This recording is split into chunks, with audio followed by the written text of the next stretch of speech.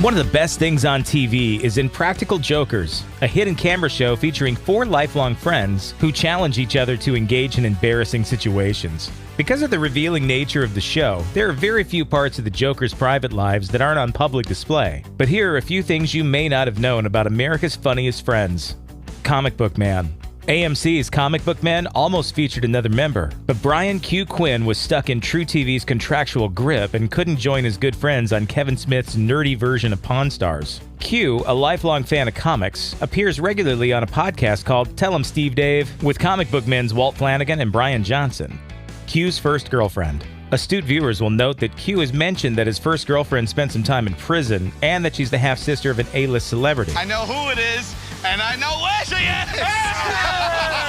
Prison! She's in prison! She's alive and breathing! Out of respect for the delicate family situation, Q's never mentioned her by name on the air. However, dedicated Redditors have used information from the show and Q's podcast to limit the possibilities to a very specific area at a very specific time, and deduced that Q dated King of Queens star Leah Remini's half-sister Elizabeth, who was arrested in 2005 for felonious cocaine trafficking.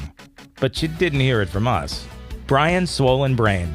There were a few Jokers episodes where it was very clear that Q was suffering from an illness, and at least one challenge that Q was allowed to skip because of health concerns. Viewers didn't know that Q's problems were far worse than the flu, and after a battery of invasive tests administered by 4 doctors, a regimen of serious antibiotics, and a misdiagnosis of Lyme disease, Q found out that he was actually suffering from serious encephalitis and meningitis. The difference between pre- and post-illness Q was about 15 pounds, and Joker's filming was put off for about a week. One last ride, then it's night-night forever. See you soon, Ma. Full Cup. Between 2010 and 2014, Joker Sal Vulcano was part of Full Cup, a beloved music venue and bar in his native Staten Island. Unfortunately, the location ran into financial trouble in 2014 and rebranded itself as Hashtag Bar in early 2016. Sal mentioned the bar in his 2013 Reddit AMA, but once the bar started to crash and burn in 2014, he made a public statement saying he hadn't been involved in operations for more than a year. He ditched the struggling business, taking his finance degree with him, and completely embraced his new life of TV torture. Sal's tats. One of the most memorable punishments in Joker's history involved 3 of the cast members getting tattoos determined by Joe Gatto, who was the only winner of that week's challenge. While Q and Murr's tattoos were meaningful to their lives in a sarcastic way, Sal's tattoo was a huge picture of Jaden Smith on his thigh. Viewers will also notice that Sal already had quite a few tattoos at this point, including tribal bands around his calves. His arm tattoo, however, has a pretty deep meaning to him. It's song lyrics dedicated to a friend that he lost in 2011.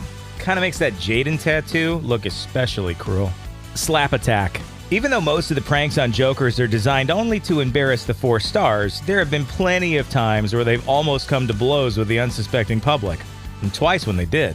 Anyone who watches the show knows that all 4 friends are really polite, respectful guys, but Sal was once slapped when he was forced to tell a woman that her baby was ugly, and also choked by a man that he'd cut in line as part of a challenge. Apologies were quickly dispensed, and neither segment aired. Cry diving. Murr's most notable punishment, and the inspiration for his tattoo, was being forced to skydive despite a serious fear of heights.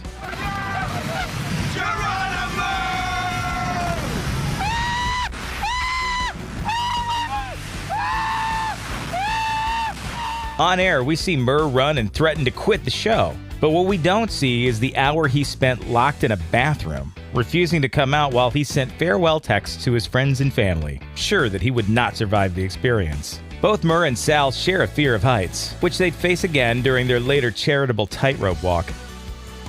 Murr TV. In their tour documentary, the Jokers credit James Murray as being the unstoppable force behind getting Impractical Jokers on the air. Despite being a reality TV star, Murr still maintains his day job as the Senior VP of Development of North-South Productions, which explains why he's the only Joker too busy to have his own podcast, even though he could host one in any of the 17 languages he claims to be able to speak. That is, when he's not shot full of Novocaine. Braised beef is brilliant.